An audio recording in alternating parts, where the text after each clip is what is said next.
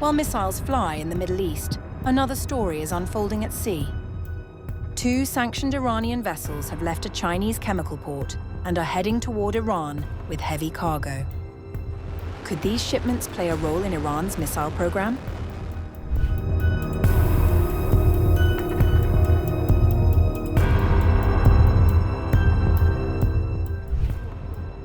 As fighting between the United States, Israel, and Iran intensifies, attention is turning not only to the battlefield, but also to the global supply lines that sustain military power.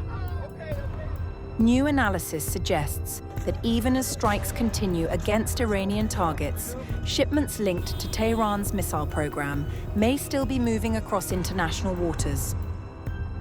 According to an investigation by The Washington Post, two vessels owned by an Iranian shipping company, accused by the United States of supporting Iran's ballistic missile program, departed a Chinese chemical storage port this week, carrying cargo bound for Iran. The ships, named Shabdis and Barzin, belong to the state-owned Islamic Republic of Iran shipping lines, commonly known as IRISL. The company is currently under sanctions imposed by the United States, the United Kingdom, and the European Union.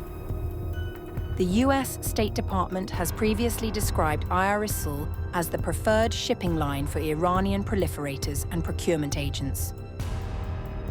Both vessels had docked at Gaolan port in Zhuhai, located on China's southeastern coast.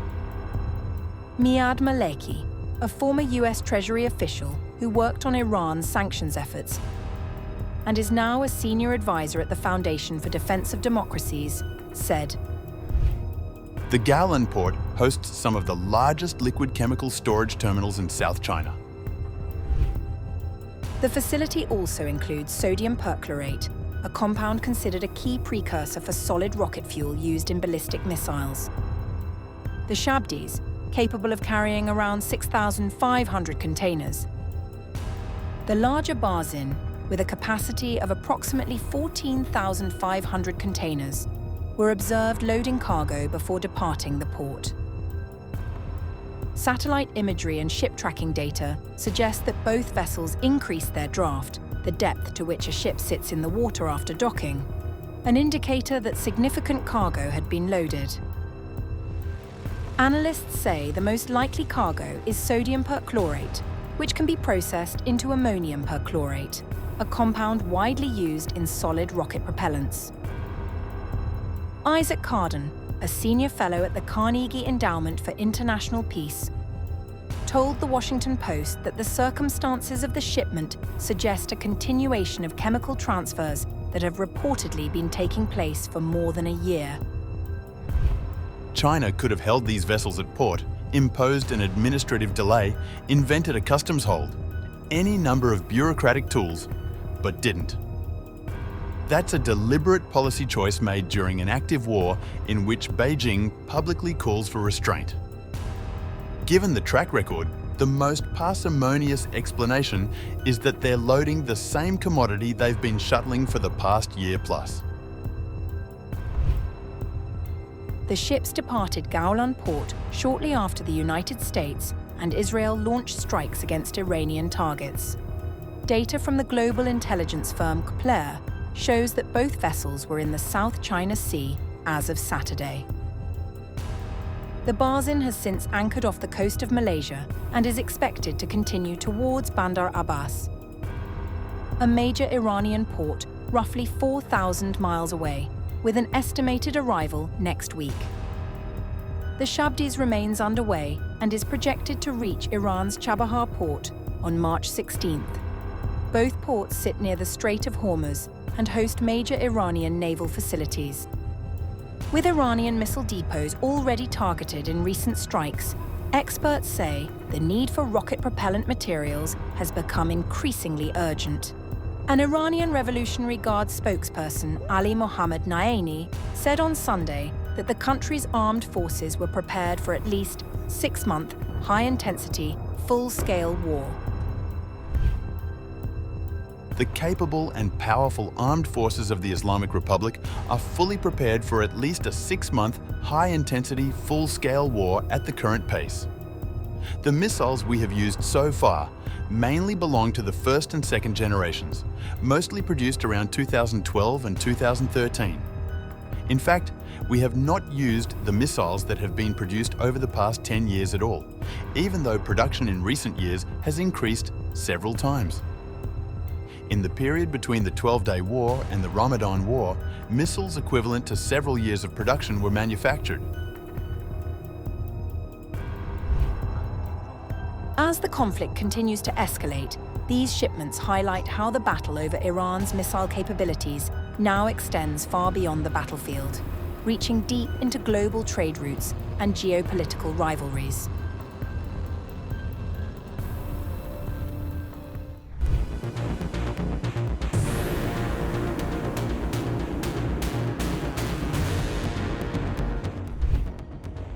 As the conflict between the United States, Israel and Iran enters its second week, the scale and intensity of the confrontation continue to grow. Airstrikes on Tehran have persisted, while retaliatory attacks are spreading across the wider Middle East, raising fears of a prolonged regional conflict. Amid the escalating tensions, Iran's Islamic Revolutionary Guard Corps, or IRGC, announced the 27th wave of attacks under the operation it calls Operation True Promise 4. According to the IRGC, the latest strikes targeted American and Israeli positions in response to what it described as a new phase of unprovoked US-Israeli aggression towards the Islamic Republic. Iranian officials said the barrage involved newly developed solid-fuel missile technology deployed by the IRGC's Aerospace Division.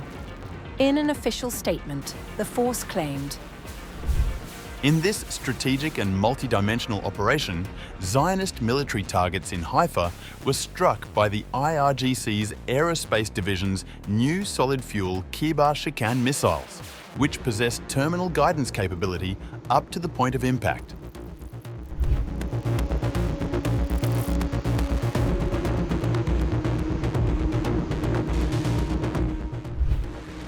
Solid-fuel missiles differ significantly from older liquid fuel systems. While liquid fuel missiles must be filled shortly before launch, solid-fuel missiles carry their propellant inside the rocket itself. This allows them to be fired rapidly, with far less preparation time. Typically, the fuel consists of metallic powders, such as aluminium, mixed with an oxidizer, like ammonium perchlorate, bound together with a rubber-like material and sealed inside a metal casing. Because the propellant is already stored within the missile, the system can remain ready for launch for extended periods.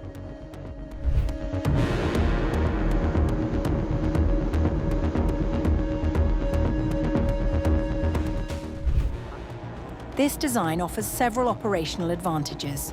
Solid fuel missiles can be launched at short notice, reducing the time available for adversaries to detect launch preparations or strike the launch site in advance.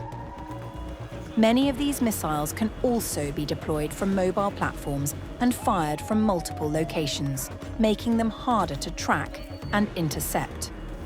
They also require less logistical support and are generally considered easier and safer to operate than liquid fuel systems.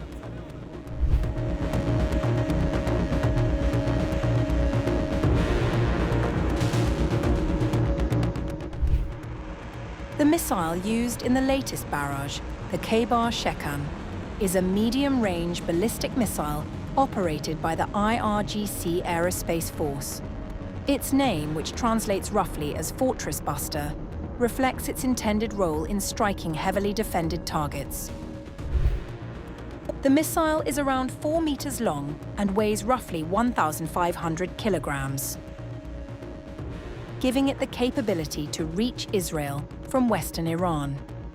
It is equipped with satellite guidance and a maneuverable warhead designed to improve accuracy. The missile is around 4 meters long and weighs roughly 1,500 kilograms. It is reportedly capable of reaching speeds of up to 19,500 kilometers per hour within the atmosphere and around 9,800 kilometers per hour outside it, making interception difficult even for advanced air defense systems. Propulsion is provided by a single-stage solid-fuel motor known as the Arond engine. This engine is integrated into the missile's fuel tank, reducing its size and making it more difficult to detect. The system can be launched from mobile platforms and prepared for firing in under 15 minutes, carrying a high-explosive warhead estimated to weigh between 550 and 600 kilograms. The Khaybar-Shekan forms part of Iran's Khorramshahr family of ballistic missiles, which has undergone several upgrades since the first version was introduced in 2017. Earlier models relied on liquid fuel, but newer variants reflect a shift towards lighter and more mobile solid fuel systems designed for rapid deployment. Iran's missile arsenal is considered one of the largest and most diverse in the Middle East, encompassing both short-range and medium-range ballistic missiles. Short-range systems, capable of traveling between 150 and 800 kilometers, are designed for rapid strikes against nearby military targets. Medium-range systems extend Iran's reach to between 1,500 and 2,000 kilometers, enabling it to target Israel, American-linked bases in the Gulf, and other regional locations.